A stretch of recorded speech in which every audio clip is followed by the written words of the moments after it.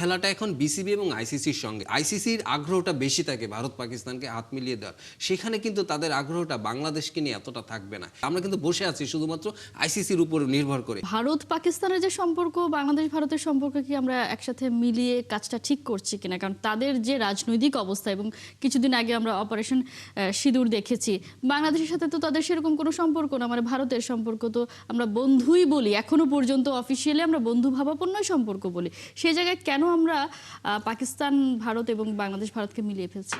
না, এখানে যেহেতু এইরকম ঘটনা আর অতীতে কতগুলো হয়েছে, এবং আমরা কিন্তু উদাহরণটা টানছি পাকিস্তান যেহেতু এখন শ্রীলঙ্কাতে খেলছে, মানে পাকিস্তানের ওইটা দেখেই কিন্তু আমাদের বলতে হবে যে আমরাও এই কারণে শ্রীলঙ্কাতে খেলতে চাই, আমরা ভারতে যেতে চাই না। কিন্তু সবকিছু তো একটা কথার মাধ্যমে, মানে ডায়লগটা কন্টিনিউ করতে হবে। আপনি আইসিসি কে মাঝখানে রেখেই করতে হবে, কিন্তু এই সমঝোতা সেটাই তো বিসিবি করছে, সেটাই বিসিবি করতে যাচ্ছে। এবং সেটাই বললাম যে এই মুহূর্তে বিসিবির কাজ আর কি, মানে খেলাটা এখন বিসিবি এবং আইসিসির সঙ্গে, এবং এই ক্ষেত্রে কিন্তু বিসিবি তার বন্ধু, মানে শুধু মাত্র আমি মেল পাঠিয়ে দিলাম, মেলের জন্য ওয়েট করলাম, বারে বারে ইনবক্স চেক করলাম, এরকম না ব্যাপারটি। আপনি আরেকটু মুভ করেন, আরেকটু সময় খুব কম। আপনাদের যে বন্ধু রাষ্ট্রগুলো আছে, আমি যদি বলি যে আপনি ইংল্যান্ডের সঙ্গে আমাদের খেলা আছে, ওয়েস্ট ইন্ডিজের সঙ্গে খেলা আছে, তাদেরকে আমরা তাদের বোর্ডকে আমরা মেল করি, অস্ট্রেলিয়া নিউজিল্যান্ডেরও আসার কথা আমাদের দেশে আছে, সবাইকে আমরা মেল করে জানিয়ে দেই, দেখো আমাদের এই পরিস্থিতি, আমরা খেলতে চাই বিশ্বকাপ, আমরা শ্রীলঙ্কাতে খেলতে চাই, তোমরা একটু আমাদের কনসার্ন করো। কারণ আমার যেখানে আইসিসির পরে যদি আমি আস্থা না রাখতে পারি, তাহলে কিন্তু এই সব দিক দিয়ে আপনার প্রেশারটা ক্রিয়েট করতে হবে, সব বোর্ডের সঙ্গে আমাদের যোগাযোগ করতে হবে। আমরা কিন্তু বসে আছি শুধুমাত্র আইসিসির উপর নির্ভর করে, কিন্তু এইখানে এইটা সেই আইসিসি বিসিসি এর উপর নির্ভর করে। তারা কি বলে, কিছু মানে এই আন্ডারহ্যান্ড কিছু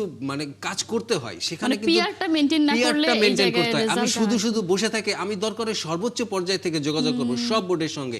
কারণ বাংলাদেশের টি-20টা খেলতে চায়, ক্রিকেটাররা খেলতে চায়। আমি অনেকের সাথে, মানে আমি জানি যে তারা খেলার জন্য কতটা উদ্গ্রীব হয়ে আছে, তারা 2টা বছর কষ্ট করেছে, তারা কিন্তু এটা খেলতে চায় এই আসরটা, এবং শ্রীলঙ্কাতে খেলতে চায়। তো সেখানে সবাইকে আমার একটা করতে হবে, সব বোর্ডকে আমি জানাতে হবে, সবাইকে আমার জানায় তারপরে আপনি আইসিসি কে আপনি একটা, যেটা বললাম যে প্রেশার ক্রিয়েট গেমটা খেলতে হবে বিসিবির এখন। মানে সামহাও ভারতীয় ক্রিকেট বোর্ড হঠাৎ করে এটা কি প্রেশার ক্রিয়েট করার জন্য বাংলাদেশের উপর, মানে বাড়তি একটা প্রেশার ক্রিয়েট করার জন্য এটা করেছে কিনা, বা এটা করে তাদের লাভ কি? তারা পাকিস্তানের সাথে সবসময় একটা সমস্যা করে, এখনো পর্যন্ত তারা এশিয়া কাপের ট্রফিটা ঘরে নিয়ে যেতে পারেনি, অথচ তারা চ্যাম্পিয়ন। মানে তারা কি আলটিমেটলি খেলতে আসে নাকি সবসময় পলিটিক্যাল গেমটাই খেলার চেষ্টা করে?